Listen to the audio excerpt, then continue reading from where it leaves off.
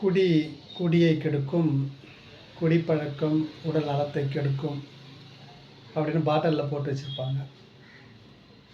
அது பாட்டிலில் கண்ணுக்கு தெரியாத குட்டி உண்டா போடுவாங்க. பிராண்டியோட பேர் பெருசாக போடுவாங்க.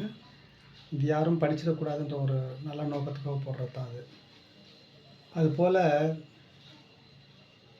தெரிந்தே உடல்நலத்தை கெடுக்கும் என்று உணர்ந்தே நமது சமூகத்தில் உள்ள மக்கள் குடியை விரும்பி குடிக்கிறார்கள். சிறார்கள் முதல் கல்லூரி போகும் காளையர்கள் வரை, கட்டில் விழுந்து கிடக்கின்ற முதியோர்கள் வரை அனைவரும் இந்த பழக்கத்திற்கு ஆட்பட்டிருக்கிறார்கள். பெரும்பான்மையானவர்கள்.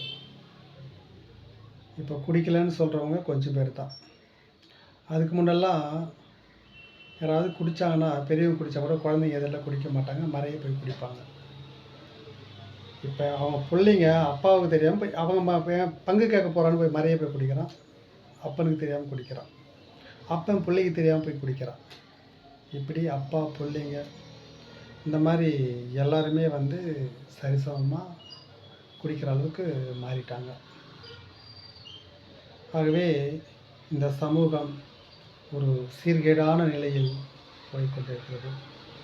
ஆங்காங்கே வன்முறைகள், தெருச்சண்டைகள், கொலைகள், இது போன்ற ஒரு அதல பாதாளத்தில் அழிவு பாதையை விட்டு செல்கின்ற இந்த குடியை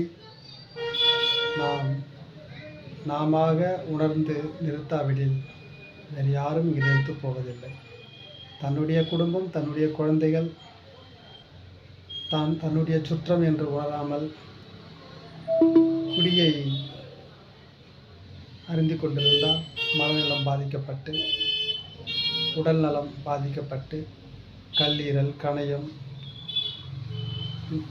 சிறுநீரகம் போன்ற அனைத்து அவயங்களும் பாதிக்கப்பட்டு கடைசியில் ஒரு சில நேரங்களில் ஸ்ட்ரோக் வந்துடும். டயபெட்டிக் பேஷண்ட்ஸ் கூட குடிக்கிறாங்க. அவங்கெல்லாம் ரொம்ப டேஞ்சர்.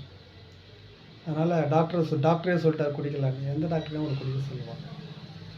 நீங்கள் குடிச்சிங்கன்னா செத்துருவீங்கன்றது டாக்டருக்கும் தெரியும். அவர் சொல்லுவார் என்னென்னா, நீங்கள் குடித்தா குறைச்சி குடிங்கன்னுவார். நீங்கள் குறைச்சி குடிச்சிங்கன்னா லேட்டாக சாகும், நிறைய குடித்தா உடனே சாகும். அவ்வளோதான் வித்தியாசம்.